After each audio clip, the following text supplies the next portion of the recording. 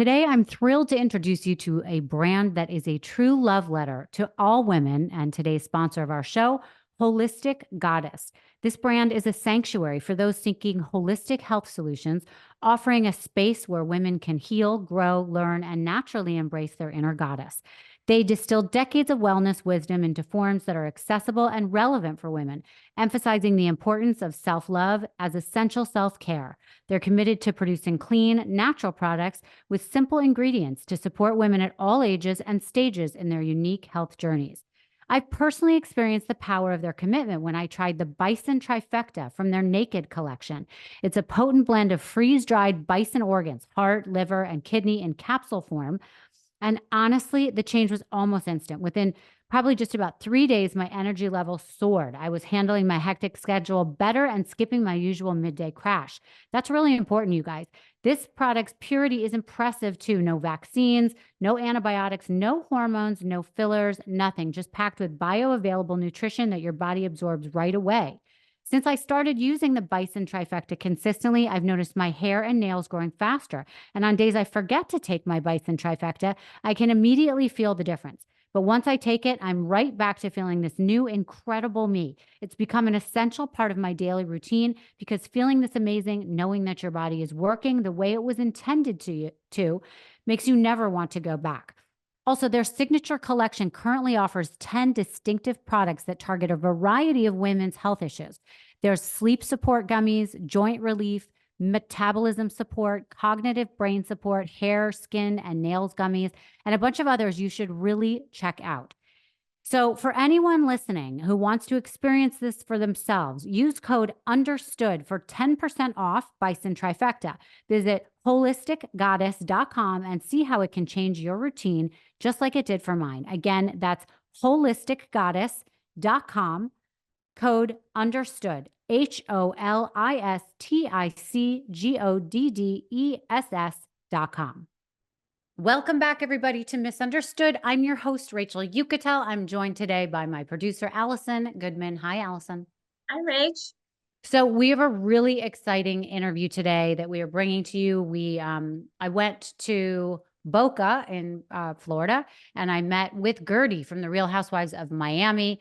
She is so interesting. I really wanted to capture her journey because she had such a strong show this season. She opened up and talked about her journey with being diagnosed with breast cancer. And it really made the show something that you wanted to watch. You wanted to find out how she was. I wanted to find out how she is now. But what, I didn't bargain for was like I shouldn't even say that, but how interesting she is as a person, how gorgeous she is in person, how likable she is. And, a lot of times you see these people on these shows and they are characters, but she comes from a very good family. She comes from a hardworking family, a humble family. She has had this love story with her husband. She's had some struggles and she's had a real job that's made her into a real person with real values. So I appreciated speaking to her. I loved the time I got to spend with her. We had so much fun. Allison, I know you've seen this episode before everyone else is about to listen to it. What were your thoughts and your takeaways?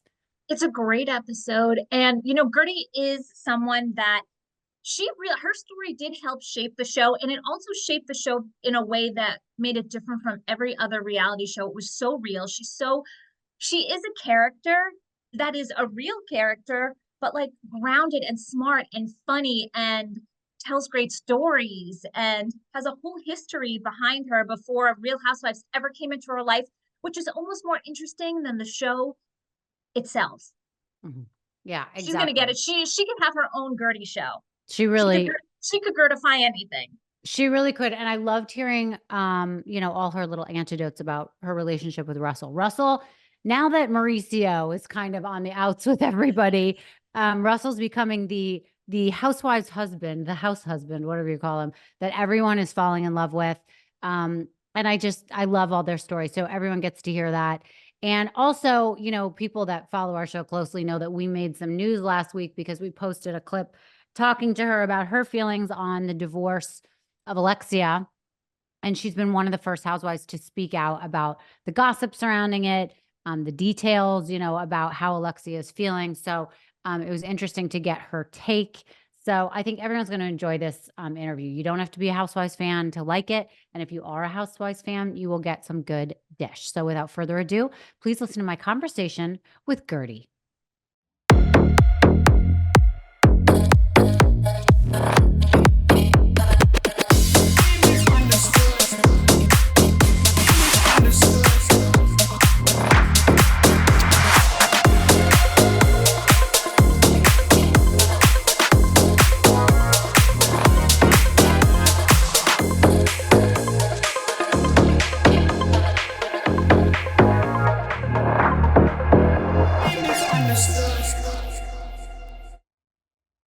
Guerdy, thank you so much for joining me today here in Boca. I'm so happy to be here with you, my darling. You look beautiful. You look beautiful. We were just talking about this because you're so Miami and chic. Am I really? And yeah, and I look like I'm You're signed very up. Palm Beach. Yeah, very Palm Beach, which now I'm feeling, right? But next to you, I feel like I was just about to say to you, remember, did you ever see Grease? Yes, of course. And Sandra Dee is always buttoned up and so like innocent. And then all of a sudden she turns into this vixen at the end. I feel like we need to go out one night. Yeah. And you need to put me in your outfit. My darling, I don't think you need any help. Oh yeah, I sweet. do have the boots. I got to show a little bit. Oh, they're intense. Who makes those? Akira. I'm one of their ambassadors. Ooh, I love it. Yes. The whole outfit is fire. you. And, you know, I'm feeling a little ill today, and we have this beautiful water. Tell me about water, this. Miami Alkaline Water. We are a brick and mortar company. We are in Miracle Mile in Coral Gables, and we also do in-house home system. And this is not only alkaline water, this is also hydrogen water. Wow. So we are taking the water world into a whole different galaxy, and watch and learn. Okay. Well, I'm glad to be drinking it today, and I'm Thank sure it'll you. make me feel better.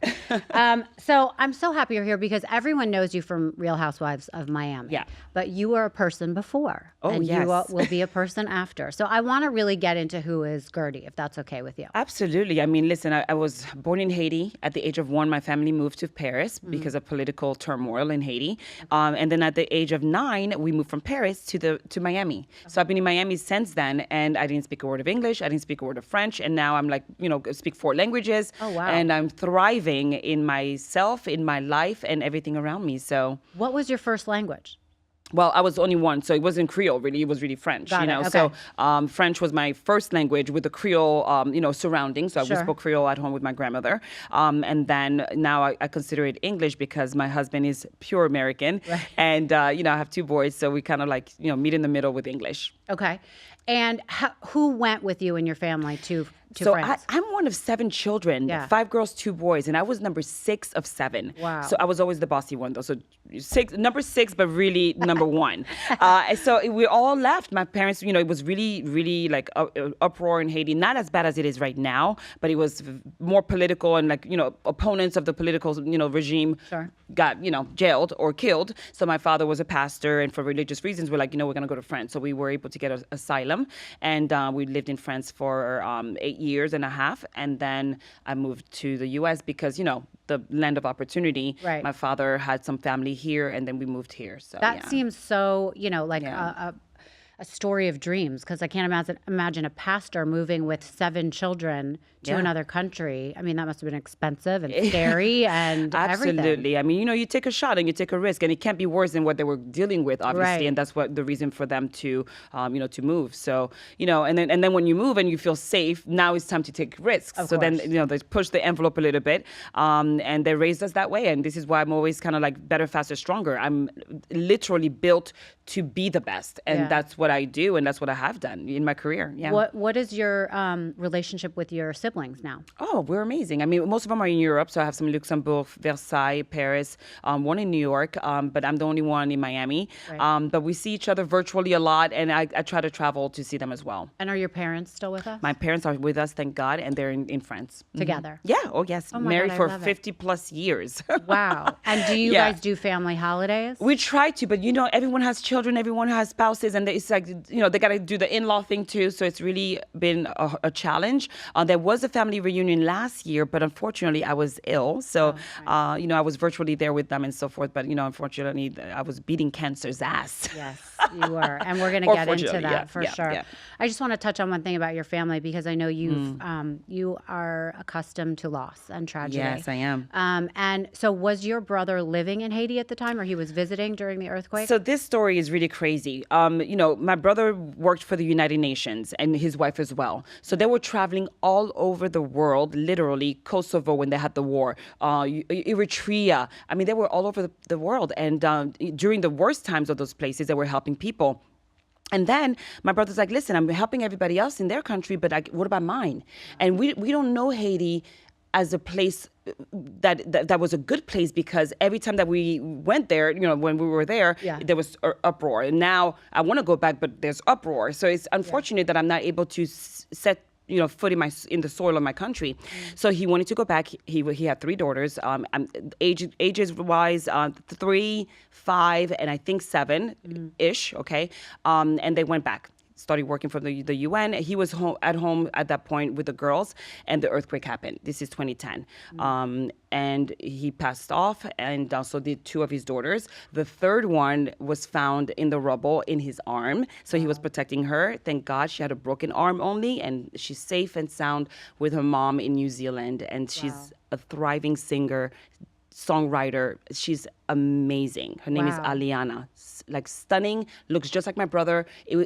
Everything in life is meant to be, and you can't sit back in the past. And for me, it was kind of like, this girl is going to make it and be the most amazing beacon of hope because of my brother and what they raised her to be. So I'm like so happy for her. I love that. Yeah. And are you still close to his wife? Yes, she's in New Zealand with her, and they came actually 2 years ago, a year and a half ago, and we were together, and it was like so amazing. She stayed for a couple of weeks, and we did a lot together. So even though they live far, there's a family Oh bond. my God, I was just texting with them this morning. I'm sending her clothes because she's doing all these like album covers and everything. She's on what is it called? Spotify, all those. She's all over the world.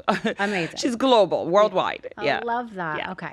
So then you became an event planner. Talk us through, how did you get into that? What made you love that? Oh my God. I mean, listen, I was always very confident, very bossy since I was little. When I came to the United States, it was really a culture shock, and it really kind of like humbled me to the point where I didn't feel confident anymore because I didn't know the language, so I couldn't communicate. So I thought I had the confidence, and then when someone started asking me questions, I started stuttering, and I just like was trying to put one and one together. The worst thing that my parents did was teach us English when we were in France. They were like beginning to teach us English, and the way that they did it was through like a cassette tape. But the cassette tape, came from England. It was not American English. So here we go. How are you? How do you do? I'm very well, thank you. So this is the English that I learned from England. I come to Miami, and people are like, hey girl, what's up? Hey, hi. And I'm like, hi, how are you? Right. I'm very well. So you sound They like were a robot. Who the hell is that? Right. Who are you? So I always was like the weird girl on the side. I was tall. I was wearing like still like these braids, like I was 3. I was wearing these big like dresses from church because my parents, were very religious. We couldn't wear pants for a while. It was like a nightmare. And then they used to call me giraffe because I was this tall at age 9. Wow. Okay, So you stood out. I stood out. So for the wrong reasons then, but then came the chameleon, and I literally became this amazing butterfly. Little by little, I said to myself, you know what? If I can't speak English, let me just learn the language. So I went to English school, and also play sports. Through those 2 things alone, working hard at those things, I'm sure I'll start making friends. And luckily I did. You found your group. I found my groove. I found my niche. And all of a sudden I became what? Prom queen, bitch. No way. Yes, honey. Wow. There you go. So the phoenix has risen. Okay, so, and before we get into what your career became, you met your husband when you were young. How did that happen? It happened. Because we are all still struggling to reach that capacity where you meet the right person. I know. This was in high school. So our sisters were friends. So we were kind of like, oh, I know of you, but, I don't know you, right? So I was a volleyball player. And he was a basketball player. And our volleyball coach had this idea, like, I'm going to start a men's volleyball team, so I need to recruit the basketball players because they're tall. So here comes my husband in the gym while we're practicing, and I'm like, oh my God, this guy's so cute. I had a boyfriend back then. I'm like, oh, he's so cute, but like not for me, obviously, but he's so cute. My guy's so cute. Right. Okay. He apparently thought I was very cute too. We didn't know that about this until a couple years later. And did he have a girlfriend too at the No, time? no. Okay. Oh, I'm his one and only. Wow. I'm his only girlfriend. Wow. You actually get the exclusive. No one has ever asked me that. Oh, I'm great. Russell's only girlfriend. Wow. I love that. Yes. Oh my He's God. becoming more and more iconic this Right? year. Yes. He's like, everyone is I know, 'cause he's obsessed hot with on top him. of that. And it's well, kinda he's like- hot, but he's nice and he's He's supportive. that and hot guy that feels like he looks like the guy that's like, oh, were you fat before? Like you know, like you have to glow up because he literally he's so humble, Right. And so it's like so amazing. It looks like he had a transformation. Is what Yeah. I'm trying to say. Yeah. But anyway, so we met in the hallway and we started saying hi to each other. And every time I said hi to him, he would kind of like apparently reply, but he was always like in such a like subdued voice, like hi.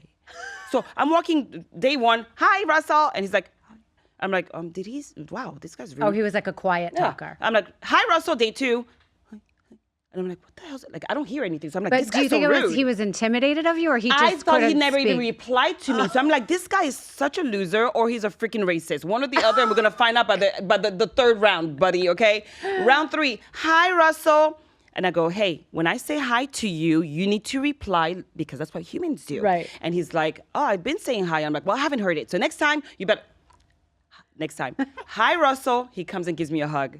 We've been together ever since. No way. You Swear guys to have God. never had any breakups, issues? There was a breakup for like a week, and it was because I was so stupid. Because girls like to be told like you look so pretty, oh my Right. God, and compliments and everything. So in my mind back then, I was trained in my mind like, why doesn't he give me any compliments? Why doesn't he make me feel like like sexy and like a woman? So I broke up with him because I'm like, you know what? You're not gonna be complacent with me now because when we get married, it's only gonna get worse, right? So I went through the deliberation process where I thought like I needed to hear affirmation of like words and compliments. Yeah. And then all of a sudden we broke up. We got back together because I was like, no. He's got 99.99 amazing, great qualities, and a bitch ain't one type of thing. It's like Right. 99 problems. No, he had 99 amazing qualities, and one was just kind of like, I wish he would like be more, lovey-dovey like that. And I decided to say, I can leave that alone Right. and love him for who he is. And the best decision of my life. If I had broken up with Russell and never gotten back to him, imagine I would be on my third marriage. Right. Well, yeah. Russell happens to be the best ever, and now more than ever, now that I'm not asking for it, he's all up on it. So he's like really like, you look good. Oh my God, da da. So it all worked out. Well, there are some women that get better, and men with age. Yes, and wiser. Yeah. And they just grow together. But the majority grows apart because they want Right, different things, or right. there's so much distraction or Yeah. temptation. And it really seems like the things that you guys have gone through have brought you guys together. I know. I mean, we're literally trying to formulate what is it that we do so well. Yeah, because I think people would want advice on how you it lands stay on my with them. shoulder a lot because I had to learn a lot of things without even him asking for it, but with me cognitively knowing like I have to change so that this can work. Right. So the first thing off the table is that we don't discuss the word divorce. That the D word. So it's not an option. It's not an option. You're my bloodline. You're my Right. blood. We're each other's Your other family, half. So yeah. we're family, like for real. It's not like, oh, we just had procreated together. You can go and we can go separate ways. No, he's like I would never part with my child. I would never part with Russell. Right. He is your life. Yeah. So that's the first common denominator. Secondly, I think that we always try to find a way to see the other person's perspective. Yeah. Most people don't because you have the me. What about me? What about me? And I'm always kind of like, for example, this weekend he decided I've been on a diet because I'm going to be gracing the cover of a magazine next week. Wow. And I'm like, can I lose like 5 pounds? So I've been on this this cabbage diet, the whole thing. So I'm making him go on it with me. Right. And then he's like, okay, today is Sunday. I'm going to go grocery shopping. I'm making myself steak. I'm going to make ceviche because we just went to Cabo's. Right. And he's like, we're missing the ceviche there. So he makes the ceviche amazing. He makes the steak and he's amazing at grilling. This time the grill was so hot that the steak seared and got all like burnt pretty much. Okay. So I'm sitting there eating it and I could bitch about it.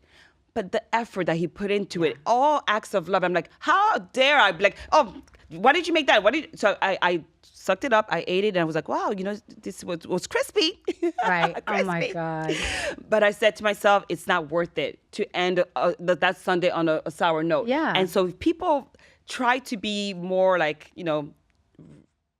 hold a little bit of their real feelings in that sense. Yeah. And that's why I think like him and I are still dating in that sense, because we're raw. I'm really raw with him, but I understand how to see his perspective and his effort and his way of thinking.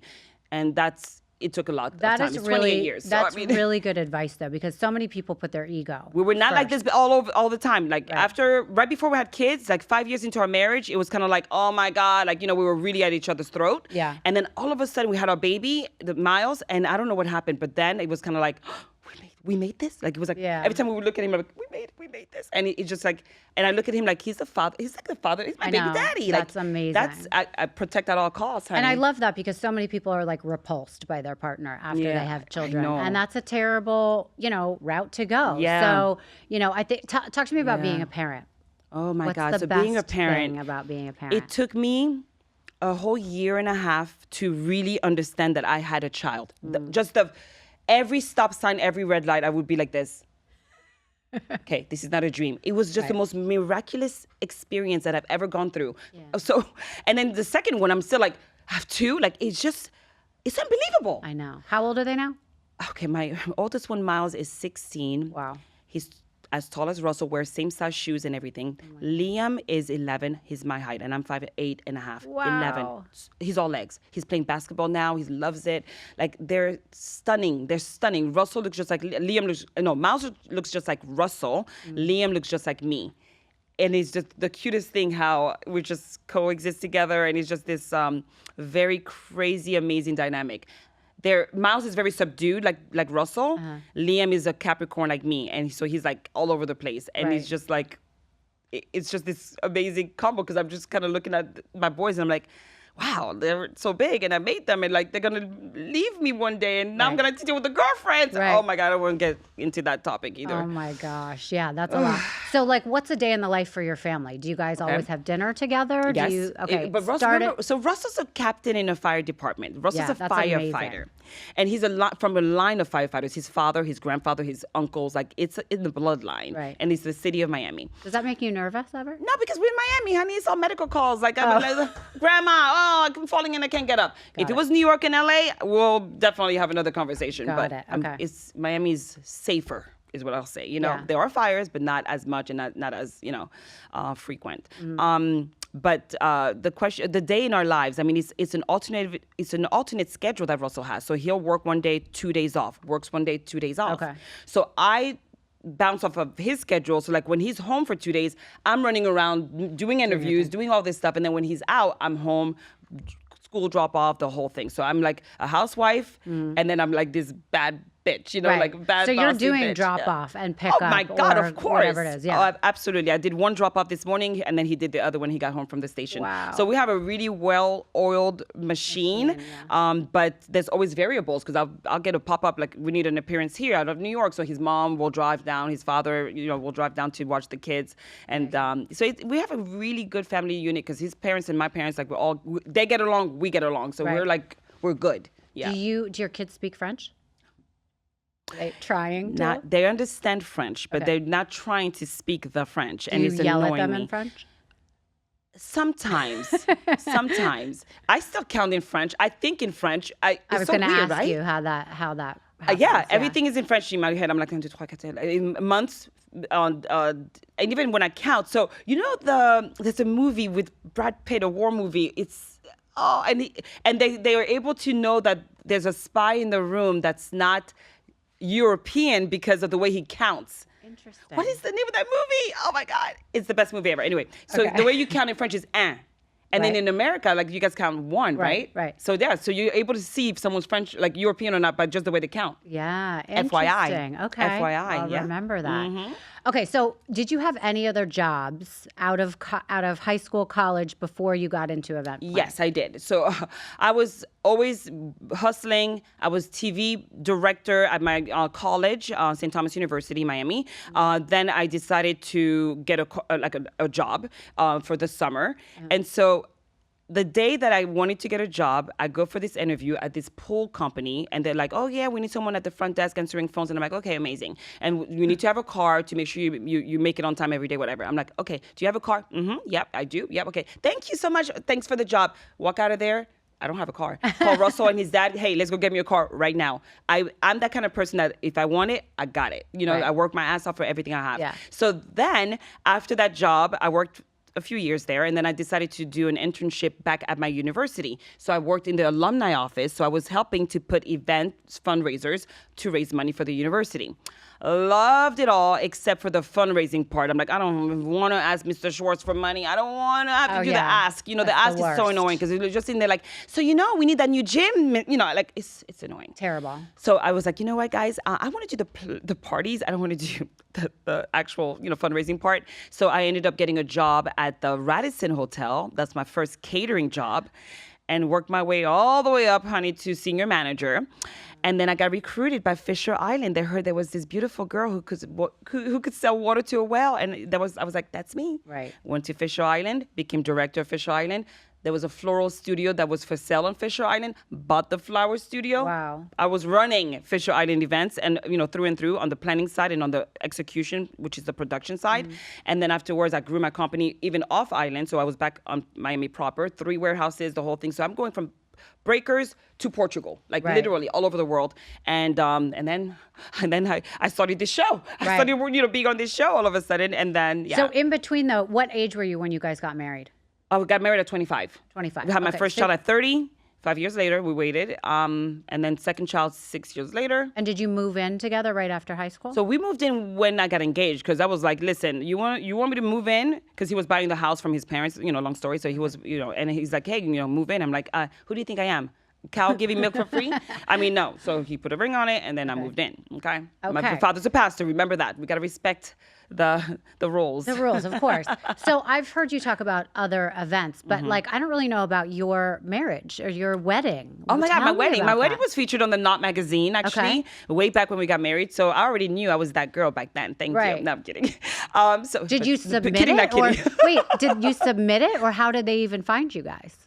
We submitted it. Okay. We submitted it, and I had just started working in the actual planning event side. So that I was like, So they loved that story. That They you love were that in story. The events. Oh yeah, it was Okay. like a 2-3 page, four page spread. Yeah, it Okay, was so amazing. where did you get married? At the Who- Spanish monastery. Okay. It's near Aventura, Okay. North Miami Beach, and every time we would be at the mall, Aventura Mall, twice a week or every weekend watching a movie. We were big movie buffs. And so every time we drove to the mall, we would always pass by the Spanish monastery. And then when I graduated college, or right before, I went to do some studies in Spain. So there was this Spanish connection all the time. And I'm like, oh my God, I always want to get married at a Spanish monastery. I did my studies in Spain. Let's get married at the Spanish monastery. Had an Española style theme. So the girls wore red, my bridesmaids with a fan for a bouquet. And it was like Amazing. super cool. And I did it all myself. And Well, that's what I was going to ask. You planned it. I planned then. myself. Like, you know, I just did everything myself because I knew what I wanted and no BS. I rented my wedding dress, by the way. You did? Oh, girl, who's paying freaking $6,000, $10,000 for a dress for one day? Right, that you never wear And I'm like, again. no, like I could put anything on and it'll be fine. So I literally went to a briderental.com, whatever it was called, walked in, tried on maybe 2 dresses. And then I said, okay, I'm going to do a strapless. I got this. I'm going to Guerdify it. Added on literally custom bead, beautiful 3-tiered beads, staggering, you know, like epaulette, like, you know, paulette type of thing. And that was it. And I was like, this is it. And they were like removable. So when it was dancing time, I took them off. Very clean, very simple, very timeless. Everything to me that's amazing and a hit is got to be amazing in 20 years. I love that. Okay, so I know? love the suggestion that people Okay. should think about renting Renting! a dress because it saves you Yes! some money. What did you do with your flowers? I did People spend so much money Yeah, on flowers. Is I- that important? Do you think? It is important. You know, it's a memory, of course. And so I did do a keepsake and I dried them and I preserved them. Yeah. But, you know, then after that, I'm like, okay, just throw it away. You know, Right. when you get to a point where like you're so, you know, like I'm not a hoarder like that. So like eventually I was like, you know what is the bouquet meaning? Okay, I got married. He's right there. You know, Yeah. I don't need the bouquet to remind me of my. Did you my- keep the cake? We did, but a year later it sucked. Right. So I 'Cause it's- called them up and I has was like, "Can I freeze get another burn. one, please?" Yeah. And they did. You know, I had the hookup back then. By that time, after you know our first anniversary, I was in the thick of the planning world, and so they knew who I be. And what did Russell wear? Russell wore a tuxedo. He rented his tuxedo too. Back then, our proposal was not on Instagram. We didn't even have Instagram back then. Like, you know how people that now, they literally like hire a whole freaking production team, like drones and all. It's so, I can't. Like, it was literally in the middle of the night. We were taking our stroll. Like, we used to go to Harper Beach for a walk all the time. And then he just got down on one knee and he asked me in the pitch black, and no one was there. And I said yes. I hugged, cried, went, called my parents, whatever. And that was it. It was so simple and clean. If you ask me now if he were to propose and we were Instagram babies, would I have posted it on Instagram? Probably. Yeah. But like, it's just a different time. You know what I mean? And also, it seems like it was really between the two of you. And that's what I think is so different and makes our relationship special, is because we have this humble start where we're not at all like, flashy stuff don't impress us. Right. It's not, like I could be at a party on South Beach or F1 next week. I have so many, this weekend actually. I could be at F1 at the most amazing parties and then come home and it's literally like, I'm still Guerdy, like the girl that you knew from before. Like, I don't act extra. I don't demand of him to be anything else because I'm like, oh, look, he's doing that. Why don't you do it? We don't compare each other to anyone. That is very important. Like, it's just, we still know who we were. We still know who we are, who we were, and who our parents, raised us to be. And that's a very big key. Never get ahead of yourself, ego-wise. Right. No ego. That's a big one. Yeah, I agree. No ego. I'm looking at your ring. That must be an upgraded ring. Oh, Lord, it was an ugly. I just looked at my first ring. Oh, my God, my first ring was Tell me about your first ring, because it's so cute. Did he pick it out? He picked it out himself. My first ring was so shy of a full carat. And I love it. And I look at it and it's like, he picked it out and it was beautiful. He has great taste. He picked it out with his mom. And then, of course, years later, I'm like, shit, I deserve more than this. Right. Like, look what I have done. I gave you 2 kids, So, yeah, we upgraded, of course. But I still have the other one, and I wear it once in a while on the right hand. So, Right. Okay. Yeah. So before we get into how you then got on the show, give me a couple tips for people that are doing events, planning events. Do you think they need to hire an event planner? Do you think they can save money here and spend it in other places? Like, right. So, I mean, it depends on the scale of the event. Yes. If it's going to be a priceless event, like a wedding, for example, 100% you should have a wedding planner. Unless it's like 10 people. 10 people, you should manage this on yourself, by yourself. So. Oh, how many people were at your wedding? 121 people. That's a good number. And I think that's actually was too big. And really? that's rule number 1. Look at that guest list, and I guarantee you can take out 20 people easily. Yeah. You're inviting people like, oh, I work with her. You ain't gonna work with her in 10 years. Right. Right. Oh, she does my hair. You ain't going to use her in 10 years. That's where a lot of fights happen, I think. Oh, my God. Or your parents want you to invite someone, or someone needs someone to be invited for work reasons. People are going to pretend that they're so offended they didn't go to your wedding. And 3 seconds later, they'll be on Instagram looking at, the next TikTok video, whatever. Right. Like, it's like, no one cares. If you say to them, listen, we're keeping it super small, and literally my family and my, extended family, wink, wink, is what you can call them. And that's it. People from work, they'll see the photos. You don't accept the gifts if you don't want to feel bad about it. So there's a way to make it all happen and make it right. But people will forgive you if you're upfront about what you're doing and not going behind people's back and getting married and invited one coworker but not the other. Right. You see, so make it PC across the board. Right. And that will save you a lot of money so that you are able to have these bigger upgrades in your wedding. So number 1 is the guest list for sure. Number 2, do not buy your bridal gown before you know where you're going to get married. I had some brides that are like, I already have my dress, so now I'm hiring you, and I don't have a venue. So, and where do you want to get married? Oh, I want to get married in Cancun. And your dress is from where? Oh, it's Carolina Herrera, the big one. Why are you wearing a Carolina Herrera dress? That's like the princess dress on the beach. It doesn't make sense. So venue first, budget venue, and then obviously everything else comes after. Don't buy your dress, obviously, prior to. But these girls get so giddy. So right off the bat, and they want everything now. Yeah, right. Be patient. Let it all roll and prioritize what you want. Is it music? Is it flowers? Is it lighting? Lighting to me is everything. You can have the most amazing flowers. If your lighting budget is $2, no one cares. The flowers look like shit. Right. So like lighting is important. Whether you have just candles on the table or branches on the table, is going to look amazing because you're highlighting those pinpoints and that makes it all look more radiant. In your experience, this is a random question, but are there colors that work best?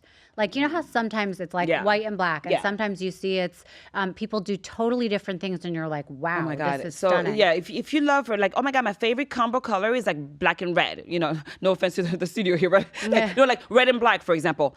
I don't know if it translates to a wedding. Why don't you do that for the after party and make that after party more your vibe? But like I said, an amazing wedding is going to be one that is timeless. Yeah. Traditional with a twist is my motto. And so but in 20 years, it's still going to be like, wow, that's beautiful. Yeah. Because I will pinpoint a wedding and be like, that's 1992.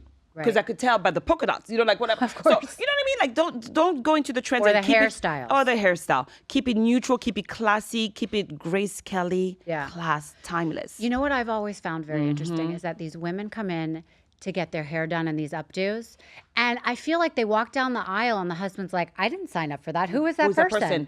Yeah. That is the number one rule. Like, you overdo yourself. You overdo it where you become literally like the AI version of yourself. Okay? Yeah. No, thank you.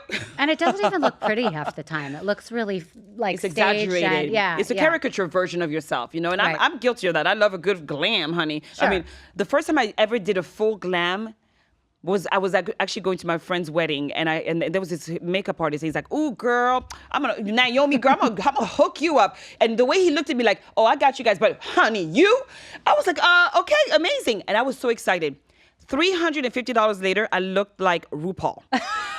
When I walked out, Russell was like, "What the hell is going on?" And he's like, "Hello, sir." He goes, "Guerdy, I love you, and you're beautiful either way, but go wash your face." I washed my face. I did my own little fucking eyelashes and whatever, and it was like just good. But over the top is like, people think the more is more.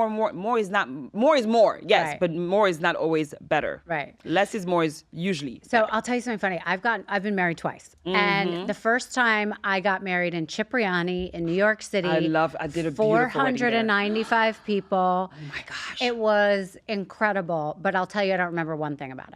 Of course not. You don't remember the food, which you Not. argue Would forever about. Would you have invited all those people there? No, What I don't would that even guest list- remember. What would that count be like now?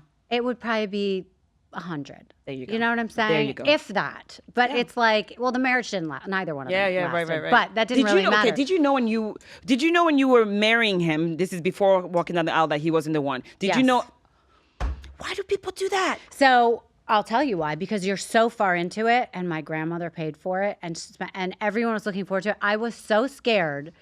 Now, to disappoint. I know. I was so scared to disappoint. I was so scared to. Between me and him, we knew, and we could have had that conversation. Yeah. We were more friends than lovers, and I wanted him to be my best friend, and I thought that was going to be everything, and I knew I wanted a love story. I have a question for you, Go ahead. then. If you guys were to have been friends and had an agreement, like, look, we're amazing together. We can have amazing, kids together. We're good partners together. Okay, I'm not attracted to you sexually. Would you, if you came to an agreement where it's like, you do you, I do me, keep it behind closed doors, because that open marriage is a thing now. Right. Would you have been together? Well, I was young then, so no, I think I still wanted a love story. You were growing. Yeah, and now I would. Yeah. Because the things you want now. Stability. I was going to say, number one is stability. Peace of mind. And also really respecting somebody is totally different than being in love with somebody. So I can be dating a man that I know that maybe I'm not like sexually that into, but I love who he is so much, and I respect who he is, and he makes me feel good. But it's not like we're running off to like have sex in the closet. Gotcha. We really love who we are together and make each other better, and it's a really good partnership, right? Got it. That is different than people who get married because of lust or think this is the one that they just want to have sex with every night. And now I know that you can have that stability. To me, is the best thing, and also someone who will respect me, not embarrass me, that I wouldn't embarrass them. And I think that is how a marriage evolves in general with two people that you really, that really. No, you gotta look at the person and aspire like that. I'm happy, like you're proud. When I walk into a room with my husband, I'm like, that's my man. Like I'm proud, and I look from afar, and I'm like, damn, like and that's I never wavered. Like, oh, look at that guy though. Like I'm glad because I picked the best. I wanted the best. I picked the best, and I'm glad that And that his advice is the one that you really want to hear at the end of the day. Only advice. Yeah. The only advice that like, Russell, what do you think? Whatever he says, I'm like, okay, that's what I really highly consider. Yeah. only advice. He is so good at that. He judges people like just 1 second. That person's a piece of shit. I'm Right. like, okay, got it. Right. like, and I think yeah. that's super important. And then the second place I got married was at the Little White Chapel in Vegas. I remember love everyone that. there, 20 people. I remember Oh my everyone God, there. I Now love that marriage didn't last either. Was that one lust? Well, I was pregnant. Oh, I love So yes, that. there was some lust Wait, did there. you go down the aisle with your little belly? So yes, but I was only like 4 months pregnant, but we were at a wedding in Vegas Okay. visiting friends, and they were like, "You're glowing. They're like, you must be in love." I'm like, "Actually, yeah. I'm pregnant." And his father was a pastor. So before we told them, I was like, "We have to get married." Of course. So everyone was like, "Well, wait, we're all visiting. We're all here together. You guys are you going to get married?" And I looked at him and he was like, "Yeah." And we just decided. We went and got the paperwork Yeah, done before yeah. midnight. Everyone left the wedding and went to our wedding at the Little White Were you Chapel. called the real wedding crasher? Yeah, I mean, basically. Was the bride pissed? No, because the wedding had kind of fizzled out at the end, I don't right? know So it was about like the that. end of the night. I don't know about No, we're that. still friends. I would be like, where y'all going? The Right. after party just started. I got Jay-Z in the back. Right. No, she was like a very calm girl. So at the end of the wedding, they were going home. That's okay. Gotcha. I think Matt and I left and went to get the paperwork, and everyone else just came, and it was so fun. That's awesome. Now, of course, I knew that might not last as well, but You it was did? really Oh. fun. And How many years the first? How many years the second? being married. Uh-huh. The first time at Cipriani, we were married a year. But from the moment we got married, I knew that was Right. not going to Yep. last. The second one, I thought it would last because we were having a baby. Yeah. But that But that because could be when also you're a deterrent too. So the other thing is he was 10 years younger than me. Okay, he wasn't ready to be changing no diapers. Right. And also not ready to be not ready to be a husband. Right. You know? Yeah, he wasn't so it was, and I really, again, wanted a love story. For sure. I think that's been my arc of, you know, Okay. picking the wrong people. Are you yearning for your summer body glow? Me too. And in the meantime, try Oak Essentials. I'm so excited to share my new favorite skincare brand with you, you guys. Oak Essentials was founded in 2021 by the same team behind Jenny Kane, which we also love. They're known for their simple approach to self-care with foundational skincare staples that are They're known for their simple approach to self-care with foundational skincare staples that are high quality, luxurious products that really work, especially if you're trying to achieve that natural, no makeup look. And now is the perfect time to do a little spring cleaning. Get yourself some new products. You deserve it. Or with Mother's Day right around the corner, Oak Essentials is also the perfect gift. So I've been using Oak Essentials for 2 weeks now, and I want to tell you guys about it because I'm absolutely loving it. I've taken out everything else from my bathroom for this time of year, especially because it's like perfect. It hydrates you and you feel like you don't have to wear makeup. Obviously, if you have some discoloration, maybe you want to put on foundation, but it is so simple, yet it totally refreshes your skin and gives you this dewy look. So I've been using the Moisture Rich Balm. You have to try it.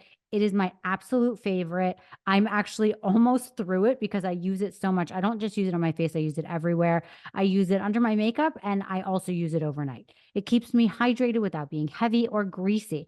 I also use the Perfecting Body Scrub. It hydrates as it exfoliates.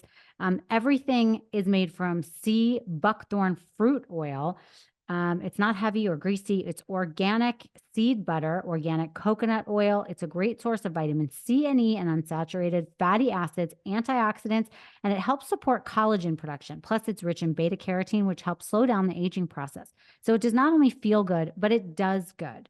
And if you're someone that loves body oil like I do, the Dew body oil is going to change your whole getting ready routine. It's lightweight and absorbs instantly, so you can put it on and not worry about getting it on your clothes or your furniture.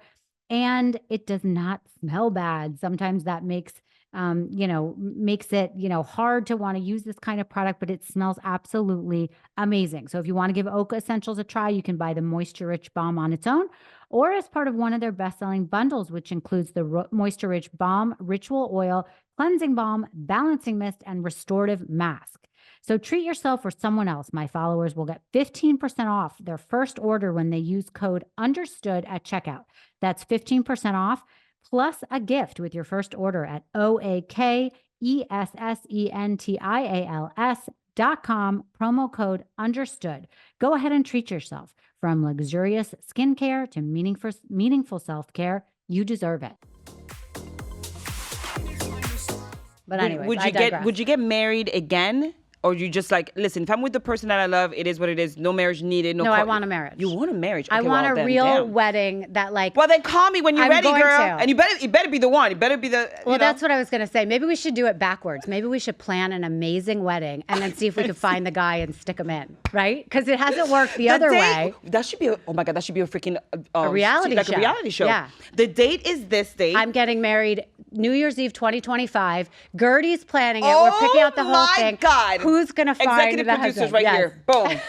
Misunderstood is getting married. Right. Oh my God, so funny. But wouldn't it be funny to see if you could actually find the right guy backwards? Because it hasn't worked forwards in 49 years. That's very interesting. Yeah. The countdown is Right. ticking. But then we could pick the venue, the flowers, That's the fun lighting. part. That's the fun part. The Yeah, but tasting. Right. We could do it. Wait, me the clock and you. is ticking. Let's do it. That would be interesting. And then Russell maybe gets to pick the guy. Well, how about Russell's been asked to be an officiant? Like they're asked us to be officiant for weddings, and I'm like, is this a new business venture? That would be so cool, right? Wow. Like imagine that. Like we've been together for a long time, and we're cool and Yeah. trendy. And a lot of younger kids have been like approaching us, like, oh my God, we're getting married.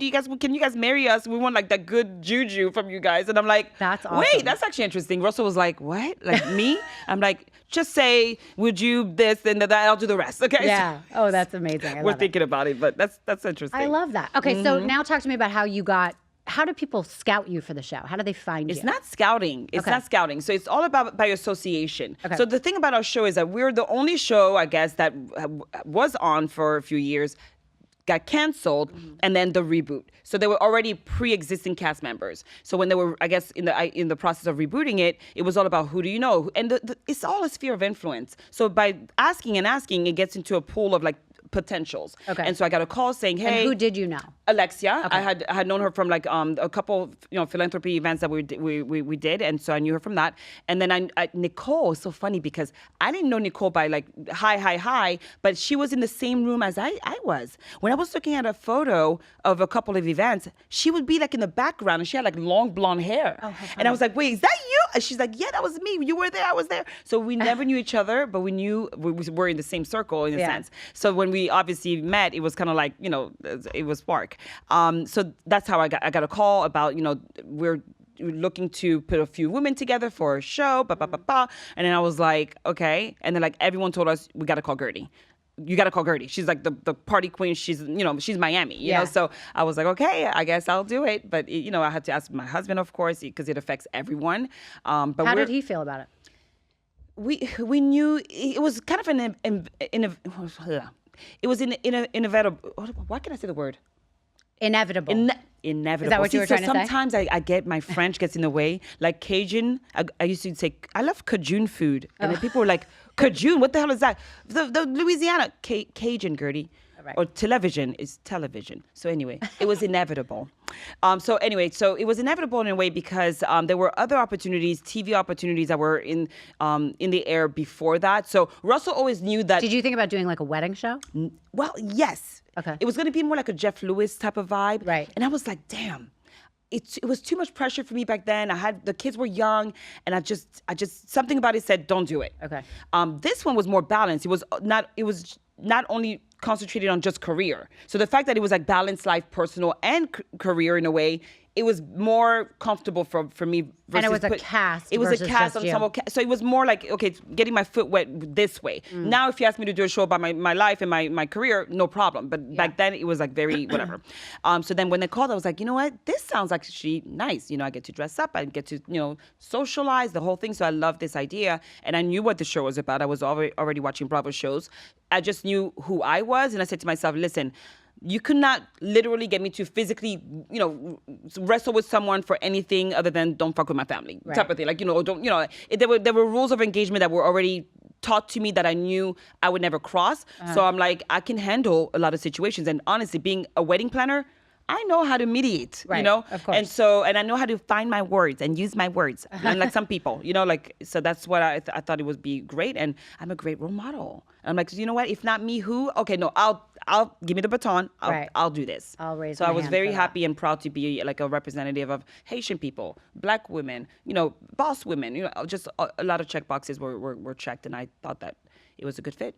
So when they told you who the cast was going to be, were you happy with it? Was there anyone you were concerned I about? could be in a room with anybody. Okay, Like, you so know, it I'm not that person, but like, I don't want to stay with her. Like that's like elementary level. Okay. Right. I'm in the big boys league. So to me, it's like, I don't care. Like, it's just a matter of like, you know. Right. And there was obviously in the last year so much talk about the fact that things are staged and friendships aren't real. And, yeah? and well, on different shows, not on your show. Got it. Yeah, just in Bravo in general. Understood. So in terms of your show, what was your experience? Did you watch last season? I did. There's no way in hell none of that stuff was staged. I mean, Right. we're living our lives. And the thing about the Miami cast is that, yeah, there's a lot going on with a lot of us. You know, I feel like this last season was the best season. Did you? I mean, obviously you dealt with a lot of well, things. listen, but a lot of people say that only because it was as raw as it's going Yes. to get. And so they saw reality TV to the third power because no one has ever shared a cancer story from A through Z. Yeah. You know, Alexia shares a lot with her family as well. And so there's so much range with storylines with all of us. And me, I'm like, this is not a storyline. This is my story. Right. You know, so for me, it was kind of like, okay, I accepted to film it because I knew I had to because no one else did before.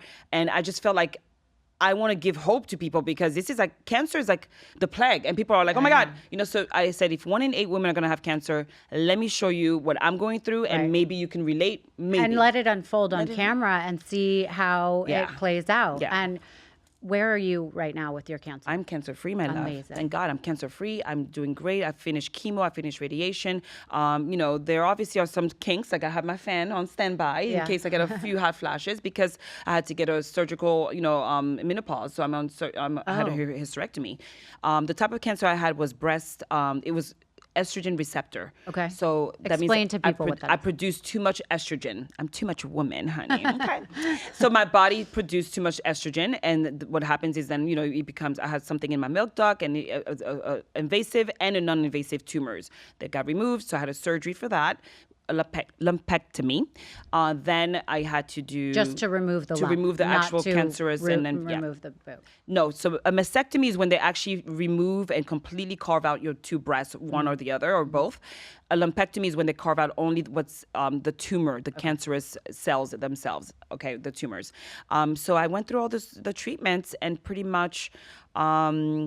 After that, you know, I mean, I'm still standing. I still have a lot of side effects from it here and there, but I'm just grateful to be alive and, you know, I'm starting to feel better. I gained 15 pounds. It's fine. I'm like, But you look unbelievable. I don't care. Like, you know. Nobody can rock a bald head like you can. Thank you. And I'm keeping it. Like, this is a keeper. I found a new version of myself. Guerdy 2.0 is what I call it. And it's like, this is who I was meant to become. Yeah. So it's kind of like, amazing. Like, I love it. It's just like, you know, in Miami, it's hot as monkey's balls. So like the bald head is good. I'm like, thank you, Jesus. Hercules. Hallelujah. Right, I'm very happy that I'm like, I have a good head. Do you think, because I think so many people that haven't experienced cancer firsthand that are very scared of it, do you think you saw signs in your like early days in your childhood that there was a sickness coming in, or do you think it was caused by stress? Like no, my what? friend, the thing about this is that it's a mutation. It's not genetic. So if it was genetic, yeah, I would be like always, you know.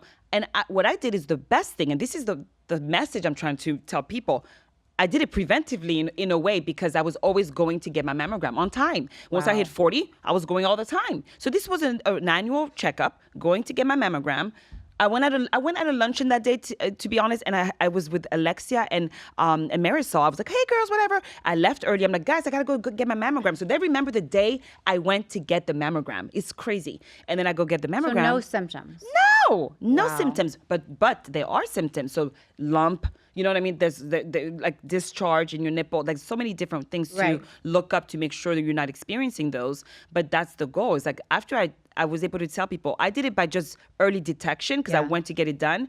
You should get those mammograms and also check in the shower. Check to make sure you're good because if it's not early, it could be too late. Right. It could be too late. And so someone that we just knew in the community just died, Sheila Johnson. They had a whole movie about her on BET apparently. Wow. And she just passed away. And that hit me to my core when I saw that post. And she looked almost like me. And I was like freaking out. And then I posted about her and I said, rest in peace. I said a nice message about her. And I said, the Black community is affected. 42% more Wow. Black women will die of breast cancer over any of the counterparts because they're not checking too early. They're not educated about it. They're, the resources in the community are not what they need to be. And it's enough. Yeah. So it is. It's interesting. People are scared to get a mammogram. People don't know where it's accessible. It's really crazy. They don't want to know. A lot of women. That's really true. So the weirdest, most amazing blessing part is that after I share my story, we're over 700 people who have DM'd me and said, Guerdy, I knew I had to go get mammograms and I never did because I was too scared to even want to know. Because of the show, I went. Because I went, I found out that I did. And now these 700 people are under treatment. Can you imagine? And this is only people who DM'd me. I think that's really interesting because I'm someone also who's scared of it. Do you know what I mean? You've been going, right? I have been. Okay, thank you. But I think I'm a little overdue at the moment. Okay, but well, I do need to get on that ass, girl. But the thing is I remember a couple times it's come back like, where you have to go in again. The density, then you have the biopsy, you have the MRI. Trust me, the scariest part ever. Right. And I have breast implants, so that's a whole other, curveball there, right? Yeah. So because of my breast implants, that was actually the first reason why I went for the first time, because my doctor did see density, and I was like, oh shit. And I was only this is like almost 10 years ago. Yeah. So then I was like, oh my God, what's gonna happen? I went, no, it's just calcification, no problem. I got cleared to get my implants. So I had a lumpectomy and I still have my implant in, but what happens is once they carve out a chunk of your tissue and it's healing, now it's moving my implant. So now I got a whole other thing that I'm watching. I'm like, wait, where are we going? To the left. Like I'm watching my boob go shifting. I'm like, Russell. So I have to now worry about that whole story. And to be honest, I'd rather remove them altogether if it's going to give me peace of mind. But let me tell you something, it's a lot. Yeah. I just had someone on recently to talk about BII. Do you know that? The people that get breast implants and then get really sick from them. Oh, yeah. And then need to get them removed and it really affects them. And for so long, they're told it's fibromyalgia or it's in their head. Bad. Or so some Russell people goes on calls on that. Like the lady's like sitting in the bed with her boobs out, like literally like screaming. And he's like, what the hell do I do with these boobs? Like, right. It's hard. But I mean, it's, women get breast. I mean, I have them too. I've done them a couple times. Bigger, smaller, whatever it is. Yeah. And it's like the thought of having to remove them is so scary, but it's your health, right? I know so it is a very interesting. I don't care. I'll take the saggy boobs over anything. Exactly. Over vanity. It's not worth it. And also I see a lot of celebrities promoting, there's a company, it starts with a P, I'm forgetting the name, where you can go and get a full body Pronovio. scan. Yeah. I meant they've been contacting me. We have to go. I want to know about that. And that's scary too, because now it's like. That is so scary. I know. But preventative. Is it preventative? And you are like the poster child for you get it early. Absolutely. And you're okay. So what you said you still have a little symptoms like after the fact. Yeah, I mean the first chemo I had a whole allergic reaction. Like the hospital started like ringing like code red and the whole thing. I couldn't breathe. The first round, as soon as the chemo went in, I couldn't breathe. It was horrible. So I had like two blood clots, as you can see here. Wow. It's a little intense. And then my hysterectomy, now I got 3 holes, like little, like scars on that. So that doesn't look good. No more low rise. I'm like, oh my God. So I'm like looking into just kind of like, corrective, like just like lightening of the scars. Because I want to still feel like myself. And I feel like I'm in a turtleneck because who's they going to look at my port scar? They're going to look at my, Wow. It's it's annoying. like a war wound that people are like. This one I'm proud of. The hysterectomy, 3 dots. No one wants to connect the dot with that. Okay. No one wants to play with you. Okay. Right. So I hate that. I gain weight is fine, but like my clothes don't fit the same way. So like I'm now naturally trying to like lose my weight without pushing it too much. So I just started working out. I was doing squats yesterday for the first time, and like I'm hurting. Okay. Right. Like I'm like hurting, but I like it. What was it like going through it and then watching it back after the fact on screen? Okay, so going through it was like Twilight Zone. It was like a roller coaster ride that you couldn't get off of. And it was literally like... Were you just fearful all the time? All the time. Yeah. All the time, and you just can't sleep, and you're emotional. So the wavelength of emotions and the mind fuck, because what happens is you get in, it's like, oh, you have stage, this is how it started, by the way. You have stage 0. It's called DCIS. It's not even, like, it's not invasive. It's just a little tumor, and we're just going to take it out. It's going to be fine.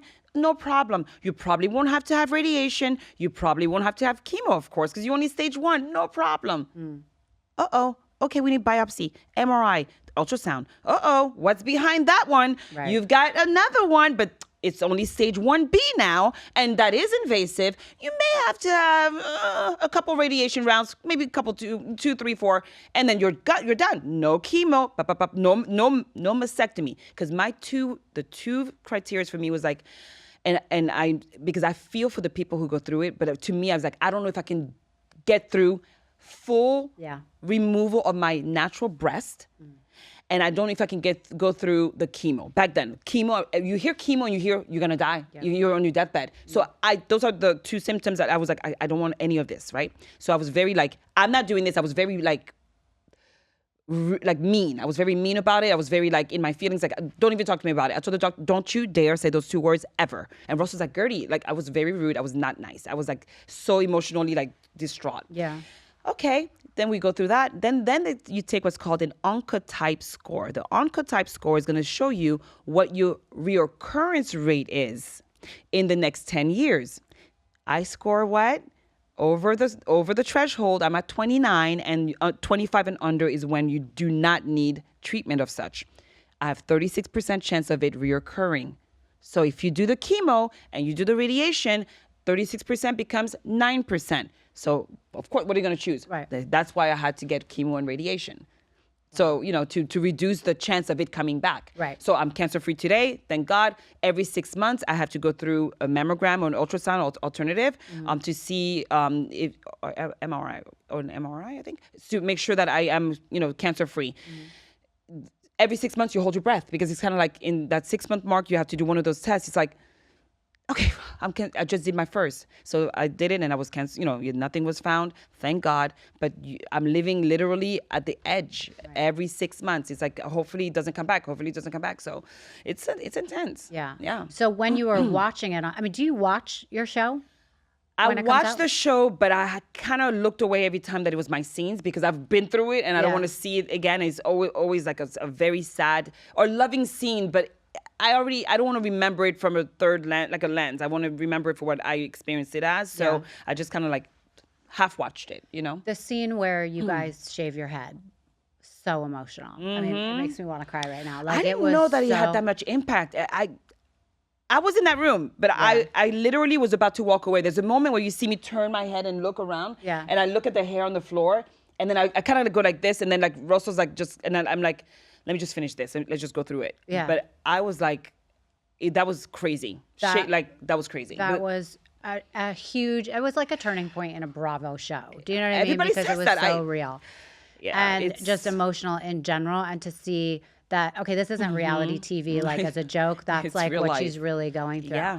To watch, people's comments, your friends on the show, how they handled it. What did you think of that? Watching it back versus in real life. I mean, I'm assuming it was similar. Yeah, you see a lot of blind spots in a good and bad way, obviously. Like, sometimes you think like, oh, they were all there for me. And then you look at the thing and be like, oh, I didn't know she was doing that or saying that behind my back. Oh, shit. Like, so yeah, it's some things are hurtful. You're like, wow. Like when I'm going through the worst thing, and so like you want people to really rally in the best way that they can show up. And you can't put it on people to show up for you how you think they should show up for you. And that's a big lesson that I've learned is kind of like, you know what? Only worried about you. Yeah. And that's all you can do. Right. Don't expect anything. Like, and call it jaded, whatever it is. I don't expect anything from anyone. Right. Based on all of my experiences in the past with, just growing up and, school and the whole life story for me that's the end point for me. It's like, you know what, don't allow people to disappoint you because you haven't set expectations for them. Right. You know what I mean? And that's what it is. I think that's great. So do you think what happened to you affected some of your friendships this past year? Yeah, in the best way eventually. Because you figured out who they were. There you go. Yeah. And that's it. It's like, all of it was all just positive for me because at the end of the day, I don't sit in shit, so I can't.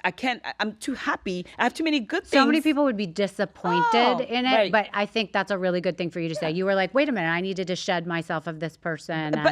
But then you also have to release what no longer serves you, right? That's part of the process. Cancer, you can't let things inside. So when people say, oh my God, take a break, we don't want to get you stressed. No. Let me dish it out. Let me, release it. So it's very important to have that process of whether it's laughing, crying, yelling, whatever it is, because you have to then start back at your neutral. So it's like a pH, it's like literally like a pH balance of water, right? So like alkaline is like 9.5. Like I want to get back to my alkaline level, honey. Right. That's it. So you guys are not filming anymore. Who are you Not yet. still? Who are you guys still? Who do you talk to? Everyone all the time. I texted Alexia 2 days ago. She was in New York with a show that she was doing with Marisol. Nicole and I were on the phone all day yesterday. I'm going to see her this weekend. A few events for F1. Kiki and I just this morning on the way over, like we're all over the place, all of us, but we're still connected. So you did Nicole's baby shower. Yeah. It was so It gorgeous. was beautiful. How is she doing? She's doing amazing. Now, the baby was premature.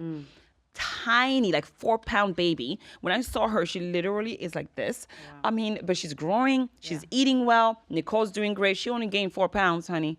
Okay. The whole time?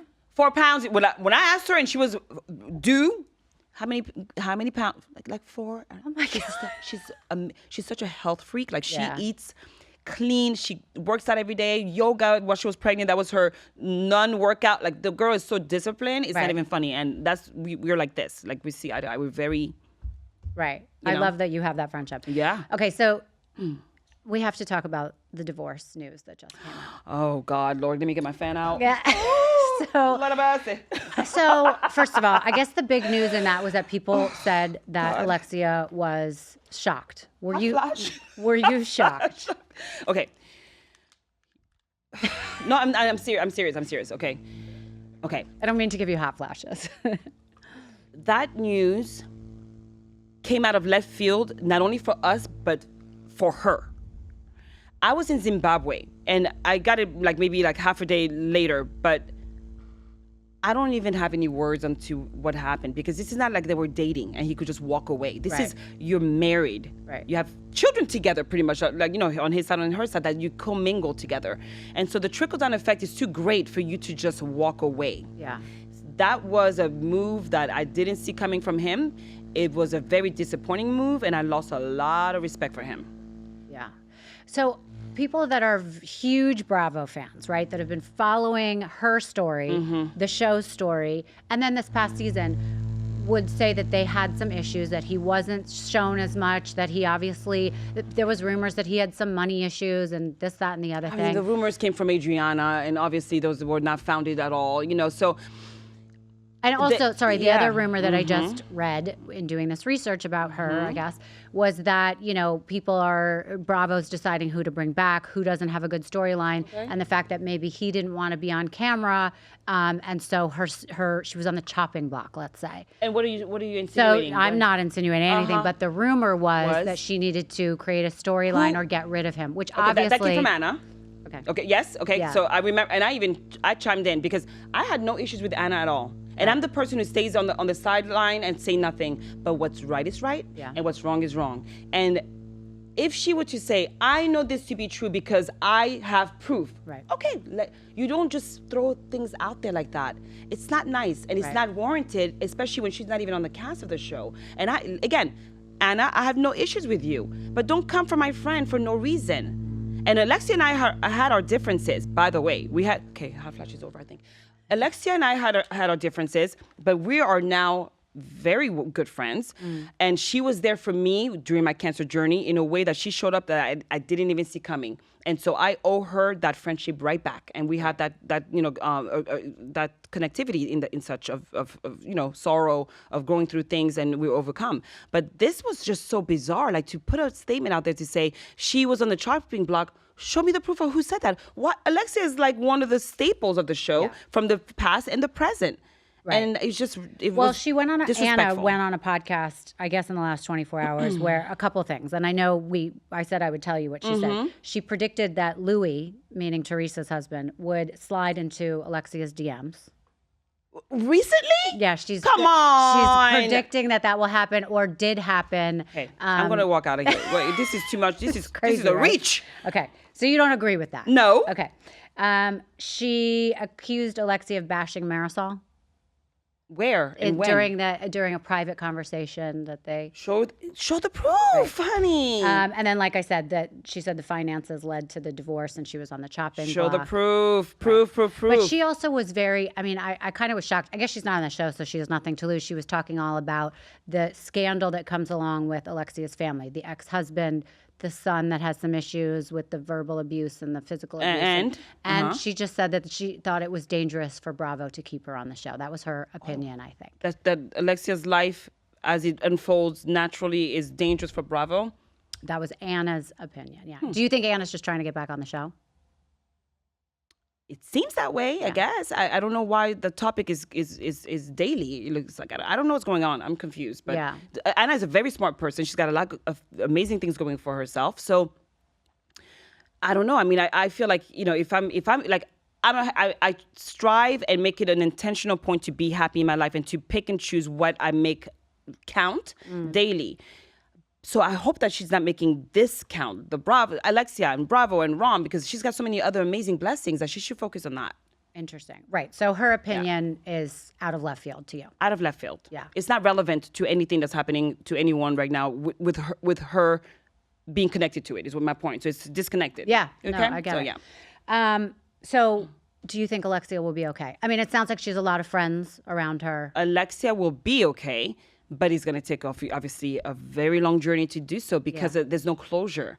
And when there's no closure and something happens and you don't know why, what, when, where, who, and then it trickles so slow that is going to be a journey, because once you get the answer for this part of the reasons why he left, then you're trying to fix that, but you still have 10 other things as to why you don't know.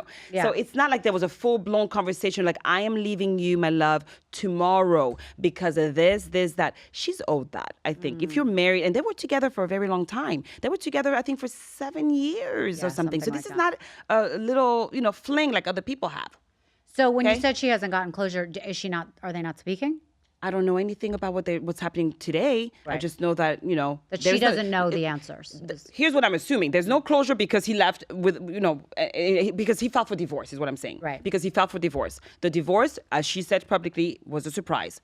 So that leads me to believe there is no closure. Right. And that's what I'll say. Right. And it's like you're saying from your experience before, divorce was never on the table. So even if they were having arguments, that doesn't mean that she would know, because people were like, well, they weren't getting along and they weren't together and traveling together. But for most people, that doesn't mean divorce. But no one saw anything aside from what they saw on the show. On the show, you don't see them arguing. You don't see them traveling together. What is that about? Like when I go to hang with the girls, Ross is not with me all the time. So does that mean that we're having issues and we weren't traveling together? It's people want to make of it what they want to make of it. Right. So they're going to have to watch next season and see what happens. Great. Yeah. What are your thoughts on, I guess there's been some casting change rumors about people. I heard about those. Yeah. I mean, I heard about those, I'm going to say, but I heard about those. But no one's that has been given a call or anything. No one's been communicated to from what I know. Okay. Because the show's not even filming yet. It's like, for fall. So, I mean, it's interesting. I thought Lisa was interesting this year because of what's still going on with her. And, what I, just as an opinion of someone who watched you guys this season, and I don't watch a lot of the Bravo shows, I hope she can get over Lenny. Because, by the way, it does a disservice to her current boyfriend, I think. And that's how you see it on the show. I don't know. Obviously, people that watch don't know anything about what happens not filmed. Right. But it just seems like this guy's hanging in there. Good for him, good for her. But when you talk so much about your ex, that seems like eventually it might affect your current relationship. You know what I mean? You don't have to comment. I'm not commenting just because, she's very happy is what I can Good. I can comment to say she's very happy. That's great. Jody's amazing. Good. Yeah. That's what I like to hear because you don't actually you see that he's amazing on the show, but you don't. Oh no, he's a really But really you nice don't guy. know how he feels about her always talking about her past relationship. She's very happy. Good. I'm happy to hear that they're still a thing. All right, so let's move on from Bravo. There won't be a BravoCon this year, obviously. I heard, yeah. So does that disappoint you, or you could care less? No, I mean, I love BravoCon, the fans, obviously. Whenever there's an opportunity to, interact with them, it's amazing. So, I mean, it sucks that they're not having one. But, there's another, what is it, 2025, I think? Yeah. That's it. So, There it is. And that people have something to look forward to. Right. Yeah. So what is it that is going on in your life now that you're looking forward to, that you want to be doing, that's on your bucket list? Oh my goodness, so many things are happening. So I mean, I have some incredible big partnerships, which will be revealed soon in the right time. Obviously, my amazing stakeholding with this amazing company, Miami Alkaline Water. It's not just regular water; it's hydrogen water. It's in-home systems. It's just the next level. Okay. Where can people get it, by the way? It's got MiamiAlkalineWater.com and on Instagram, Miami Drink Up. It's the Instagram handle, and I can't wait to see how this evolves as well. We've been, on the market for 7 years now, and there's only 2 hydrogen competitors, hydrogen water competitors, and now Smart Water's coming out with one. So we know we're on the right track. Oh, good. Justin Bieber is an investor in our opposing, a competing company. So trust me, we're in the right field. So you'll see more on this coming up. Also, I'm going to be gracing the cover of an incredible prominent magazine that's on newsstand at airports everywhere. So I'm excited about that. When will that come out? That's coming out in the fall, but I'm shooting next week. So I'm a little excited. I'm doing a home tour and home photography with a publishing called RHOM Guerdy as well. That's going to be in a couple of weeks. So I'm going to be gracing the cover of that, and not the cover, but the magazine itself. And been working out, been doing a lot of just, self rejuvenation, for myself to get back to where I used to be. I'm just trying to find a little bit of the old Guerdy, but but Guerdyfying it and making it Guerdy 2.0. So it's all about forward. And obviously me being in the cancer community right now, it's big. Cancer Survivor Day is coming up. So lots of speaking engagement. I'm being honored on May 18th and giving the key to the city as well in Little Haiti on Haitian Flag Day. So I don't know. I'm just excited that people see me and I see them right back, Right. Yeah. Do you think that, I'm just curious about health in general for one second. So now that you're over that, are there things that you do now besides working out or whatever? Do you take certain vitamins? Is there something that you really believe in for people that are not all about going to the doctor? And what makes you feel better? The first day of chemo, the nurse said, "Hey, what kind of water are you drinking? Is it alkaline?" I said, "No, I'm drinking this." So eventually I got, alkaline water. And then that's how I started doing my research with that. And when you find out there's, in my neighborhood alone, 77 contaminants, 7 are arsenic, I'm like, okay, whoa. In the water. In the water. And Wow. so there's literally non-profit organizations that you can type your zip code in and literally see what you're drinking. When you see a case like the Erin Brockovich case, you wonder, what's in they all got cancer. That's the lawsuit. And so I said to myself, I want to put the best water out there. So for me, yes, I take vitamins, but people ask me, why do I glow like this? It's 100% for me, the way I think, is because of the water I drink. Were you a big water drinker before? Always a big water drinker. Always. And So you know your water. And you think your filter, you think the government's got you. Obviously my neighbor, and then when you type this in, it's drinkable-ish because it's barely, Right. healthy for you. You know, when you see contaminants, you're like, why am I drinking that? And I'm boiling water with that. And my kids are drinking that. So now my kids, even our ice cubes are hydrogen water ice cubes. It's 10 times more antioxidant and electrolytes than orange juice. Wow. With no sugar, obviously. So it's water. So I have a system in my house. I have a sink, literally the hydrogen sink just for the hydrogen water. But everything else in my house, the shower that I take, it's all filtered, purest water ever. And trust me, we've got the science behind it, and we could do a water test in anybody's home any day, anytime. And that's the sell. The pitch is, let us come to your house. We'll show you the proof. And that's that. Wow. Okay, so you believe water has a huge impact on the body. 100%. And in all the things you learned while you were dealing with cancer, was diet a big part? Did they tell you what to eat? I never ate bad, but I never ate consistently the same healthy meals all the time. So now I'm on a real tight-ish regimen where if I'm home, I'm gonna have the salad that I pre-made for the whole week, so I meal prep, and then it's fruit salad, Right. water, fruit salad, so that's my shtick, what I can control. When I go out, yes, I'm gonna have a glass of wine. Yes, I'm gonna have pasta. Of course, I'm gonna eat and live my best life. Yeah. But do you eat chicken or fish or meat?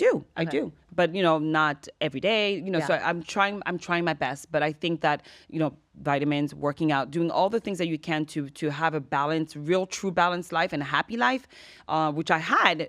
So I didn't even see this coming, but I think the stress could have been the work stress. Yeah. Work stress, you know, so it's not social stress. When people are like, oh my gosh, you shouldn't be on the show anymore because, you know, it could be too stressful. No, honey, bring it. Social stress is nothing. You have an argument, you walk away, you back with your family, not back to that pH balance is what I call it. But other than that, the work is where it's like, these are the deadlines and there's no variables. Yeah. These are your clients and they're all assholes, Yeah. you know, and they all want what they want now, you know, so it's kind of like that took over me. And I thrived in the fact that I was always able to come through, overperform. It was my thing. It was like, oh, you wanted this? I gave you that. Boom, Guerdified. And I felt so good to go above and beyond every time and make it over the top, better. But that was on me. I didn't have to take that call on Sunday, you know, to talk to my client because they were available, but I'm cooking dinner for my family. So I just completely restricted my accessibility. Okay. I am very selfish now. Oh, people are like, well, you didn't say no last time. It's going to be a no. And I don't owe you an explanation. Right. Call me rude, call me a bitch. I don't care. I need to take care of me first. And that's one thing that I didn't do before. I was very selfless and now I'm selfish. Right. So do you think that you are going to continue doing events going forward to the...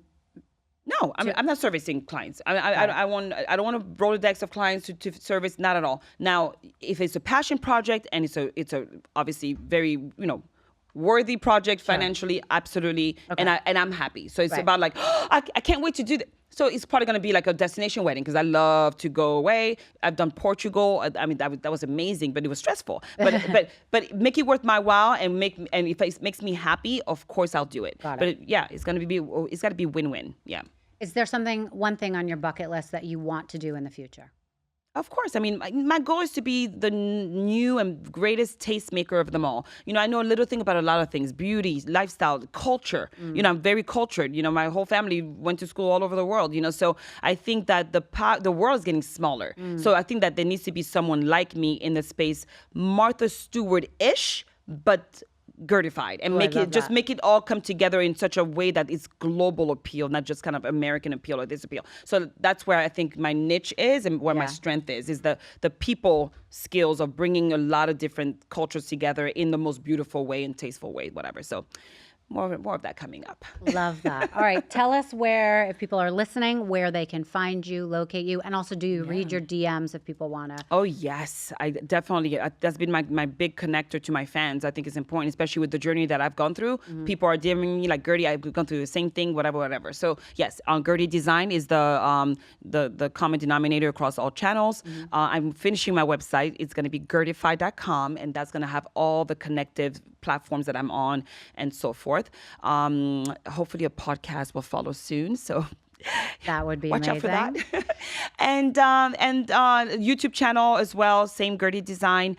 And that's that. And MiamiAlkalineWater.com. It's amazing. And then one last question, just because I'm curious, what is one thing that you are like obsessed about? Like, do you have a show that you're binging on? Do you like a certain food? I don't know. What is something that people maybe don't know about you? Oh, Oyster Palm Royale was so. It's so good. It's so good. By the way, how good is that casting? Because you would Ricky never Martin's think. Perfection. Oh my God. Perfection. I'm obsessed with that. All of those characters are done so well. Another one that I like is Rock the Block. And I don't that's even know an what that is. HGTV show, and it's literally like 4 or 5 different teams, and they're giving literally a blank, like a house, empty house, and then they have to Redo decorate it, and it's a competition show. In like 3 days or something. I love shows like that. I love that. Those are the most But that's fun. me. Like, say, I want to walk in and be like, okay, here's the room, whatever. Okay, take everything out.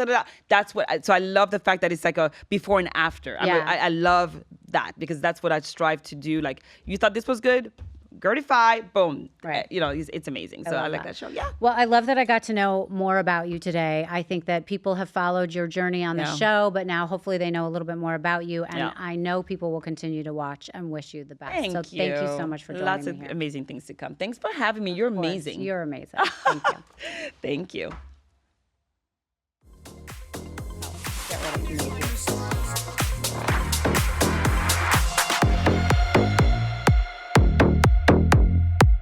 Thank you so much for listening to Misunderstood. I'm your host, Rachel Yucatel. Please be sure to subscribe to the show and give us a 5-star rating and review. You can support the show by joining our Patreon at patreon.com/misunderstood with Rachel Yucatel. Do you have ideas for the show or want to reach out? Email us at info misunderstoodpodcast@gmail.com. That's spelled MISS understood. Thank you so much, and I'll see you next time.